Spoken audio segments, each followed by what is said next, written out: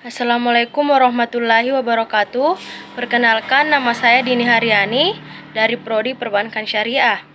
Langsung saja saya akan menjawab pertanyaan UAS pada hari ini, yaitu soal pertama, apa tujuan dan sasaran pendidikan anti korupsi? Jadi, pendidikan anti korupsi ditujukan untuk membangun kembali pemahaman yang benar dari masyarakat mengenai korupsi, juga meningkatkan kesadaran terhadap segala potensi tindak koruptif yang terjadi, tidak melakukan tindak korupsi sekecil apapun, dan berani menentang tindak korupsi yang terjadi. Baik, pertanyaan yang kedua yaitu jelaskan pendekatan dan implementasi pendidikan anti korupsi. Itu ada beberapa. Yang pertama yaitu mengidentifikasi karakter disiplin, memahami manfaat disiplin, melakukan kontrol diri terhadap tindakan disiplin, memahami manfaat berbuat jujur. Selanjutnya pertanyaan yang ketiga yaitu bagaimana menerapkan pendidikan anti korupsi. Jadi pendidikan anti korupsi tidak hanya sebagai sarana transmisi pengetahuan, tetapi juga menekankan pada pembentukan karakter. Tak hanya itu,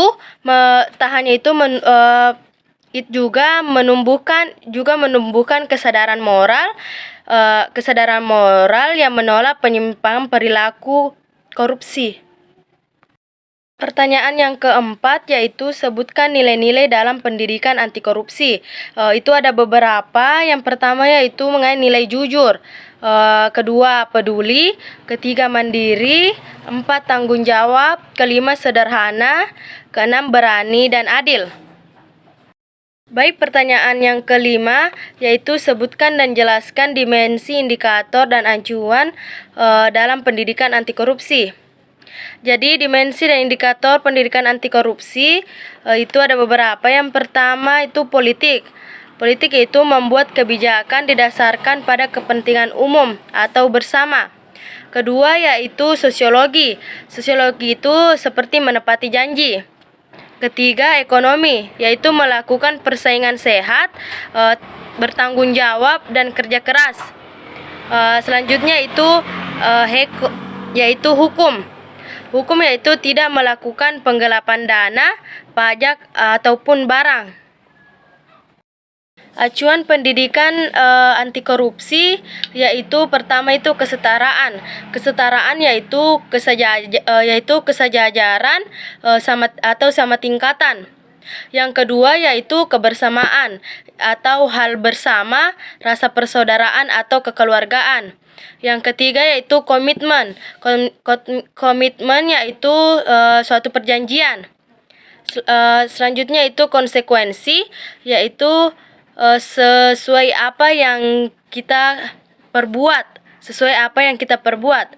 Selanjutnya yaitu kepemilikan. Kepemilikan yaitu hal kepemilikan. Hemat yaitu berhati-hati dalam membelanjakan uang. Selanjutnya itu bijaksana, selalu menggunakan akal sehatnya atau akal budinya. Yang terakhir yaitu ikhlas atau bersih hati. Baik, selanjutnya pertanyaan yang keenam yaitu sebutkan dan jelaskan mengapa pendidikan anti korupsi memiliki keterkaitan dengan kesederhanaan dan kejujuran. Jadi mengapa yaitu kejujuran itu dikaitkan dengan sifat anti korupsi karena sifat jujur itu diyakini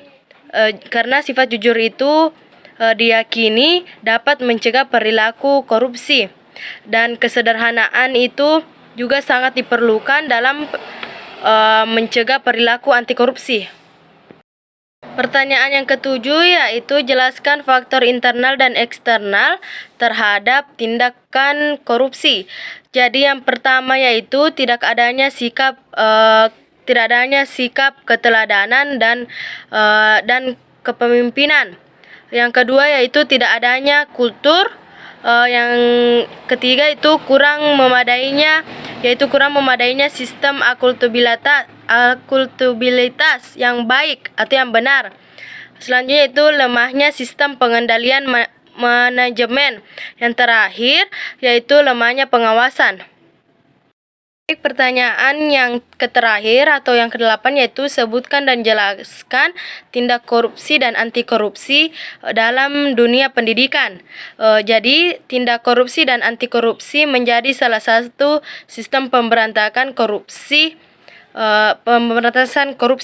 karena dapat menciptakan ekosistem budaya dalam membangun karakter generasi muda yang sekarang. Baik, itulah tadi yang sempat saya jawab pertanyaan UAS pada hari ini. Sekian dan terima kasih. Wassalamualaikum warahmatullahi wabarakatuh.